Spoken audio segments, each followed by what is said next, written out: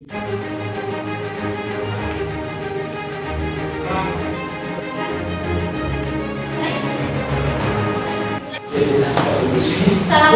warahmatullahi wabarakatuh. Waalaikumsalam warahmatullahi wabarakatuh. Alhamdulillahirabbil alamin. Terhormat dan yang kami hormati Bapak Bagong Soeharto selaku Rektor Unas Jember, dan yang kami hormati juga beliau Zainah Hairin selaku dosen pengampu mata kuliah Manajemen Pelatihan dan Pengembangan. Tanpa teman-teman yang sudah berpartisipasi untuk hadir di acara siang hari ini. Alhamdulillah, kita panjatkan puja dan bersyukur kita atas limpahan rahmat dan nikmat dari Allah Subhanahu wa Ta'ala, yang mana kita semua bisa berkumpul di tempat yang insya Allah berbahagia ini. Salawat dan salam kita haturkan kepada junjungan kita, Nabi besar kita, Nabi Muhammad SAW. Perlu diketahui bahwa pada hari ini kita mengadakan pelatihan dengan tema pengembangan diri guna untuk membantu kita semua untuk mengenal lagi bagaimana tentang potensi diri masing-masing. Perkenankan saya selaku Master of Ceremony untuk menyampaikan susunan acara pada siang hari ini. Acara yang pertama yaitu pembukaan, acara yang kedua yaitu acara inti, dan yang ketiga adalah penutup. Marilah kita buka acara pada siang hari ini dengan bacaan Bismillah. Bismillahirrahmanirrahim. Melangkah ke acara selanjutnya yaitu acara inti. Jadi pelatihan pada hari ini kalau saya serahkan kepada moderator. Assalamualaikum warahmatullahi wabarakatuh. Terima kasih kepada MC. Baik, forum saya kembali. Perkenalkan, nama saya Putri Rofiko. Saya merupakan mahasiswa aktif dari Unas Jember. Selanjutnya yaitu penyampaian materi dari narasumber kita. Yang pertama yaitu ada Ferdi Hamzah, dan yang kedua yaitu Fatimah Zahra. Mari kita simak penjelasan dari narasumber kita. Yang pertama, Ferdi Hamzah. Kepada Ferdi Hamzah, waktu dan tempat kami persilakan.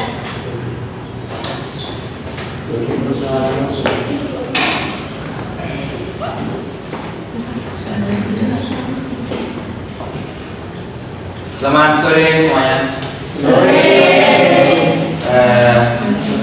Saya di sini juga berterima kasih atas kesempatan ini, telah diberi sebuah kesempatan atau tempat untuk saya bisa membagi sebuah apa yang saya pernah pelajari dan apa yang pernah saya jalankan waktu saya berproses di dalam ruang lingkup pengembangan diri.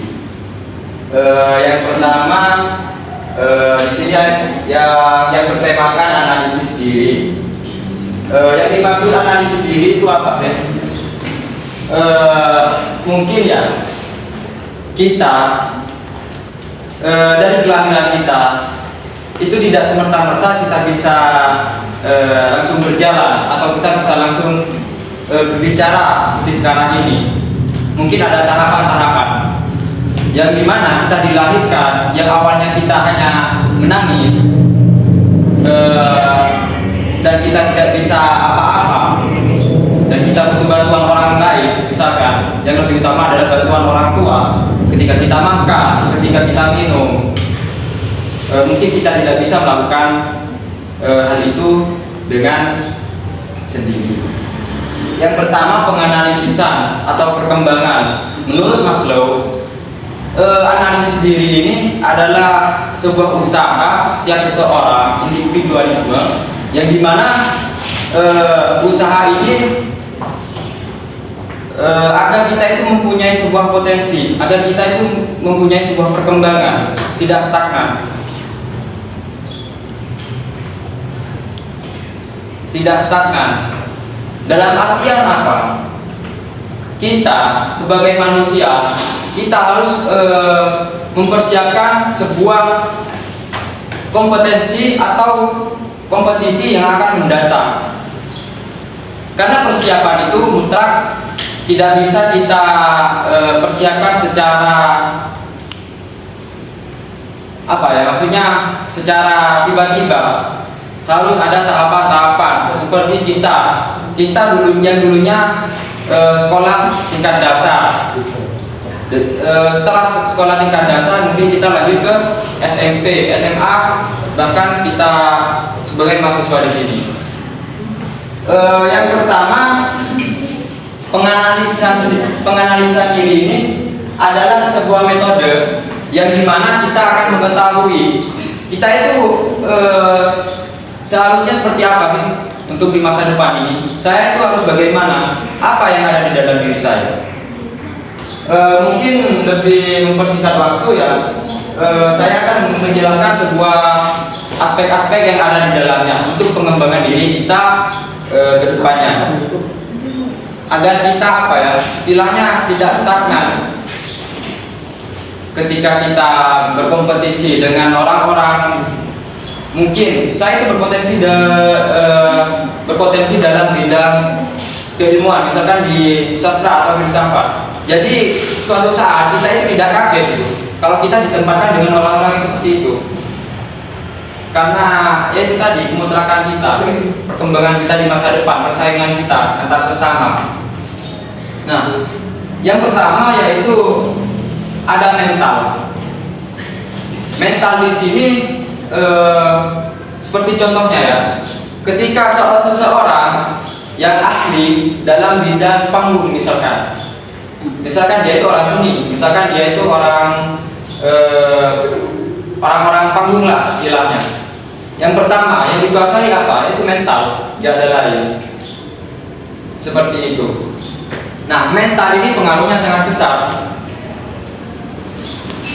Dan juga mental dari perkembangan pikiran.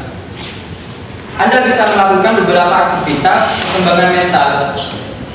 Dalam hal lain kita bisa apa ya, belajar dari media misalkan, atau membaca buku atau literasi yang bisa kita dapatkan. Jadi mental di sini banyak artian. Yang pertama, mental dari segi luar, mental dari segi dalam.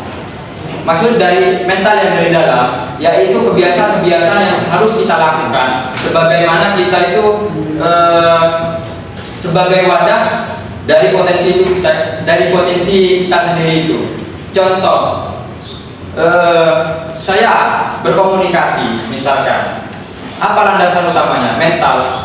Kalian harus menyiapkan materi apa yang mau disampaikan kepada lawan yang mau kita ajak bicara nanti, seperti itu. Bahkan dari segi pikiran pun kita juga membutuhkan mental, yang dimana kita harus bersikap tegas dengan pikiran kita. Dalam artian kita itu sinkron dalam berpikir. Seperti saya basicnya di pemimpin. Nah, saya sebagai seorang pemimpin, saya harus bisa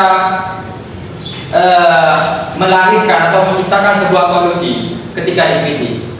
Karena apa? Ya itu tadi mental. Yang kedua yaitu ada sosial. Kembali lagi, manfaatnya kita ketika berkomunikasi kita baik, kita akan lebih mudah menemukan jati diri kita. Karena apa? Karena setiap kali kita berpikir untuk langkah ke depan, saya harus bagaimana? Kita harus pintar-pintar bersosial. Contoh, mungkin ada teman saya ini apa ya, istilahnya curhat lah atau diskusi, terserah. Yang penting kita berkomunikasi, tidak cacat dengan itu. Aku ini ya gimana ya? Aku nggak punya potensi. Aku orangnya nggak tahu apa-apa. Nah, mungkin dari sana dengan komunikasi yang baik, kita bisa apa ya, mengambil sebuah pencerahan dari teman-teman kita atau orang-orang di sekitar kita, seperti itu. Yang ketiga yaitu ada spiritual. Nah, ini juga menurut saya hal yang urgent. Karena kenapa? Sebuah spiritual yang dalam artian sebuah potensi atau bakat yang terpendam dalam diri kita. Kita itu ini dalam konsep keyakinan ya, membutuhkan sebuah keyakinan yang sangat besar. tidak hanya usaha. Contoh kita dengan berdoa, mungkin kita bisa meraih hal-hal apa yang kita inginkan. Seperti itu. Yang keempat yaitu emosional. Tidak terlalu ambisi. Dalam artian saya ini ingin seperti dia, misalkan Rocky Gerung secara pemikiran, saya ingin difilsafkan. Nah, kalau nggak mampu ya sudah. Tapi setidaknya Anda memiliki potensi di sana agar Anda itu bisa berkembang dalam artian tidak dibodoh-bodohi lah, minimal itu. Itu contohnya. Yang kelima yaitu fisik. Nah, ini nyata. Soalnya perkembangan diri di aspek fisik adalah tentang diri kita secara utuh. Dalam kita mewujudkan sesuatu, kita membutuhkan sebuah makanan-makanan di sana. Nah, makanan-makanan ini dapat diartikan seperti saya. Contoh, saya ingin cerdas. Apa? Ya makanannya yang sehat, mengkonsumsi makanan-makanan yang seperti itu. Dan juga dalam artian lainnya, dengan istirahat yang cukup. Misalkan besok saya kuliah, saya ingin berprestasi di kelas, mungkin saya ingin lebih aktif di kelas. Dengan apa ya? Dengan dukungan-dukungan yang ada, yang akan mendukung sebuah keinginan tersebut. Seperti yang tadi. Contohnya, kalau ingin mewujudkan semua itu, ya mungkin kita jangan terlalu begadang karena akan mengakibatkan kita keesokannya menjadi lemas, hingga kita mungkin secara fisik kita kalah dengan teman-teman kita yang sudah istirahat dengan cukup seperti itu. Mungkin hanya itu saya serahkan kembali kepada moderator. Materi selanjutnya yaitu akan disampaikan oleh Katina Muzaro.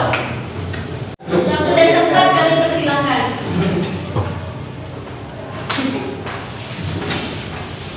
Baik, sebelumnya terima kasih kepada moderator atas waktunya.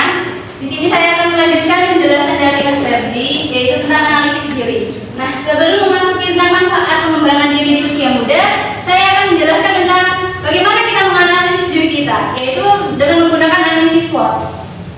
Di sini analisis SWOT ada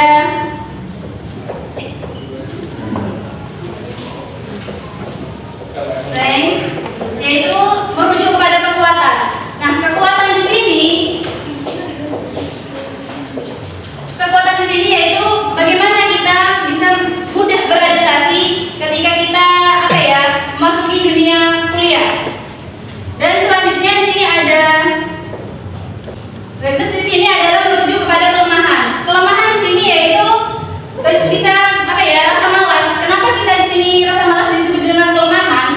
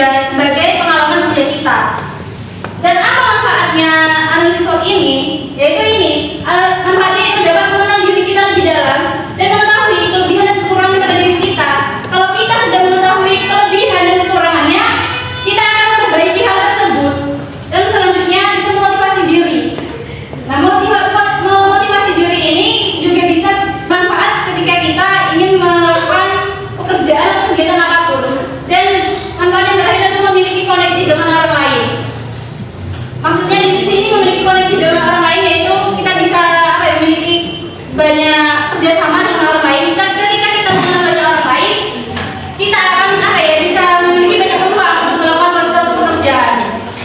Mungkin itu yang bisa saya sampaikan. Kurang lebihnya mohon maaf. Saya kembalikan pada moderator. Baik, selanjutnya sesi tanya jawab dengan satu pertanyaan kepada audiens yang ingin bertanya. Saya persilahkan. Mbak Diva, kami persilahkan. Baik, terima kasih. Perkenalkan, nama saya Nurul Mani. Dari sini saya ingin menanyakan. Nah, tadi itu kan kita disebutkan bahwa kita harus bisa menganalisis niat, terutama bagi kami mahasiswa. Nah, bagaimana jika itu kita sudah kayak biasanya mahasiswa punya permasalahan salah jurusan gitu ya? Karena telat untuk menganalisis dirinya sebenarnya dia mampu gak di jurusan ini, dan dalam menangani hal tersebut bagaimana? Terima kasih. Baik, saya jawab pertanyaan dari audiens kita, Mbak Diva. Terima kasih sebelumnya. Kalau soal itu perihal pilihan yang dimana Mbak Diva sudah memilih di awal. Mungkin ada sebagian orang ketika memilih karena dengan sikap yang tergesa-gesa hingga tidak memaksimalkan sebuah pilihannya, kan seperti itu. Tapi di sini maksud saya perkembangan dalam sebuah potensi, misalkan kita salah jurusan, ya sudahlah, itu soal garis, bukan soal takdir.